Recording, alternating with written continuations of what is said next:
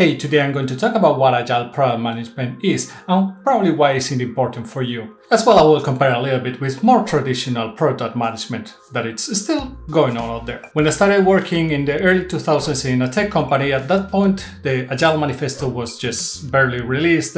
So actually, I didn't get to know anything related to being Agile at that point. At that point, I was working as a software engineer. Even when I started to work in product management positions, Agile was starting to be something that it was coming quite strong in most of the companies. And this was somewhere around 2008 that at least in the company where I was, it was starting to be something that it was very important to move forward. And at that point, it was just something that was considered to be very important for engineering teams, but not for anybody else. But it's funny that nowadays, even Agile is getting like a new revival, because nowadays Agile starts to be a common topic for other industries. So think about marketing, think about business, Agile starts to be a theme for them. Of course, I know that some companies have been Agile all across the board, but those have been usually the exceptions and not the norm. So for companies, especially who are outside the tech world, Agile starts to be a thing nowadays. So in a nutshell, what you want to do with Agile is that you want to be able to understand the needs of your customers and be able to adapt to them as soon as possible. Waterfall's main problem typically has been this one, that you actually plan very well what you're going to do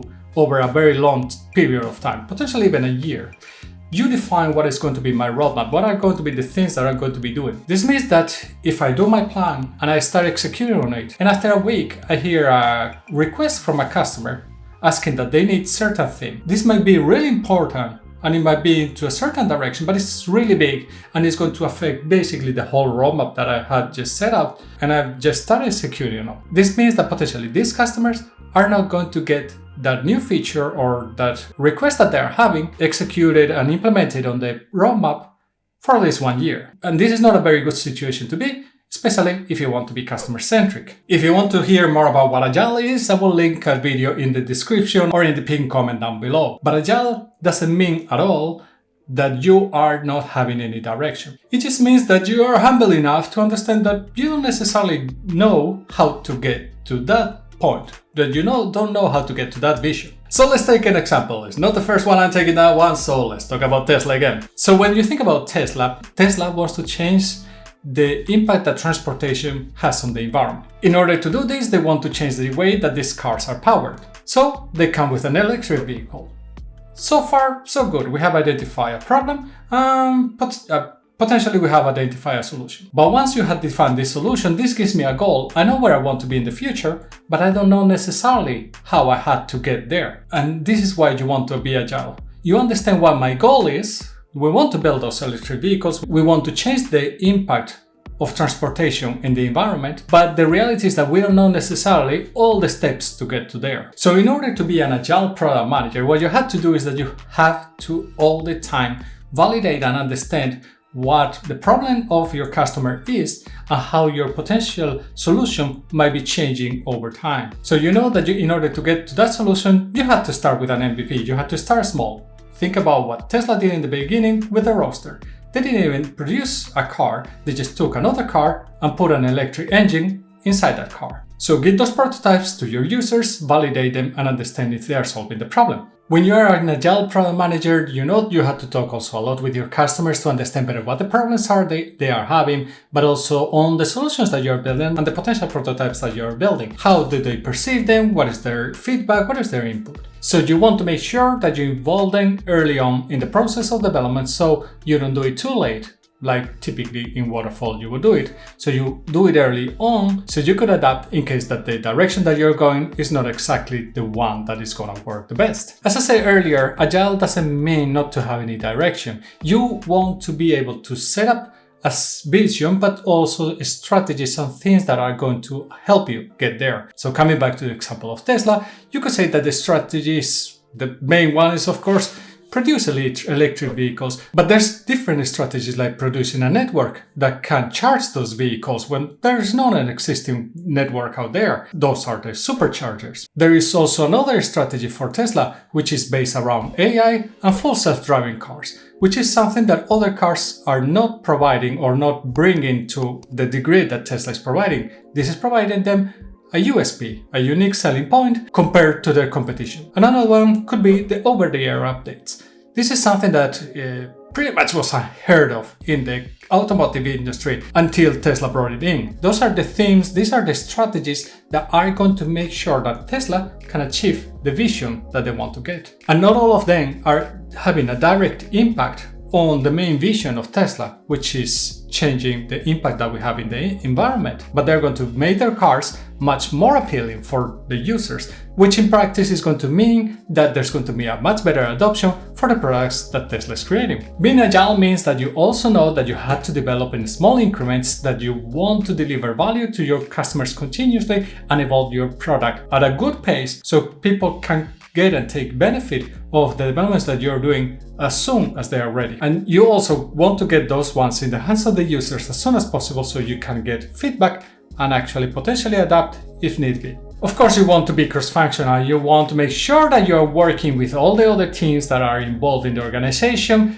and align with them. This doesn't mean just engineering team, it means data teams, it means designing teams, it means quality assurance teams, it means promotion teams, it means documentation or learning teams in case that you have those ones as well. So what you want to make sure is that everybody understands what we are going to be working on, they have a plan, and they agree and align with that plan. So I wanted to start first with that one because many times people start with the ceremonies of Agile as the key points of Agile. But the ceremonies in reality, they are just the tactical things to make sure that you can implement Agile.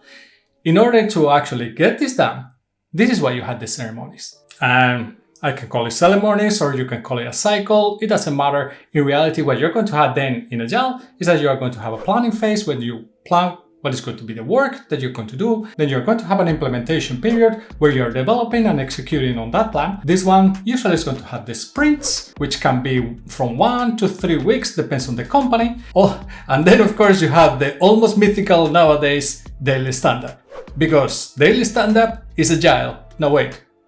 No, it's not. But the idea of the daily stand-up, and this is not a reporting meeting, and many people seem to think that this is a reporting meeting. It is not a reporting meeting. It's to understand how we are progressing on the work. Is the work moving? What am I going to be working next? And very, very important, do I have any impediments? Do I need to work with somebody else? Do I need to talk with somebody else to understand how to do something? Or do I have to talk with somebody else because maybe what I need to do next depends on their job? And by the way, those discussions are raised on the daily stand-up, but they're not solved in the daily stand-up.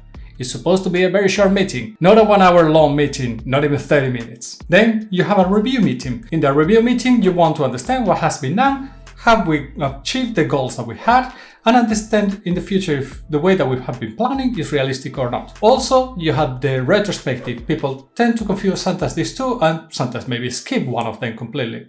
It's true, many times I haven't seen very often reviews. Retrospective, what you want to do is learn. Learn what you have been doing. Learn how you can do things better.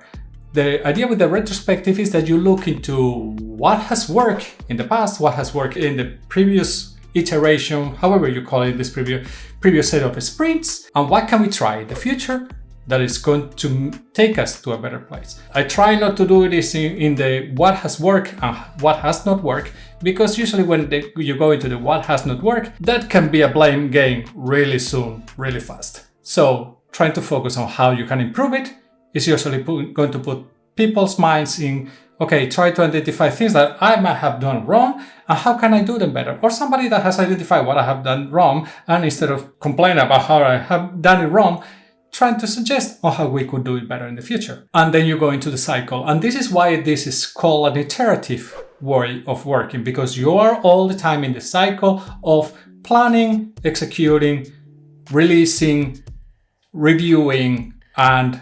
retrospecting. If somebody knows what would be the proper way of saying retrospecting, is it that? Let us know in the comments. So even many companies nowadays are not able to adopt properly Agile. And this happens with many things. It happens with design thinking. It happens with many principles out there. It's very easy to understand the principles. It's not easy to take the things and get them into practice. This is many times where you have people like the Scrum Master or Agile Product Managers that can help you create the practicalities of this framework, of this set of principles, to make it achievable by the company. And this is really not an easy thing to do. But many companies out there, they talk about Agile, but maybe in reality what they have is a mix between Agile and Waterfall, saying that the engineering team is working in Agile, but the rest of the company is working in Waterfall. You can see that very often still in many tech companies. And especially once you get out of the tech companies, this is very obvious in many other industries. And here is what's happening very clearly now with Tesla and its competitors. I'm not going to say that the unique advantage of Tesla is being agile, but this is one of the reasons why the other companies cannot catch up or have tough, very, very tough problems to react to what Tesla is doing. They have very long cycles. Typically what other automakers have been doing in the past is that they release one version of the car, they have it publicly for a couple of years, then they create a new updated version of the car, and then they have it available also for a couple of years, which means that that car is going to be pretty much the same for about 5 to 6 years, which is crazy when you think about it. Instead, Tesla is basically changing the cars all the time. I know that some people get really annoyed about it, but in practice that means that the cars are evolving all the time and they're getting better all the time. And this is why Agile is really important. And this is why companies are having a tough time to compete against Tesla, is because it's very difficult to change that mindset. Company culture, product culture, those are things that are critical to be successful, but are also some of the more difficult things to actually change in a company. So if you want to see why companies fail to adopt Agile, go and check this video up here. If you found some value in this video, I would appreciate it a lot if you give it a like, you give us a comment on how you feel about it, and you subscribe to the channel. I will see you in the next video, and remember, stay safe.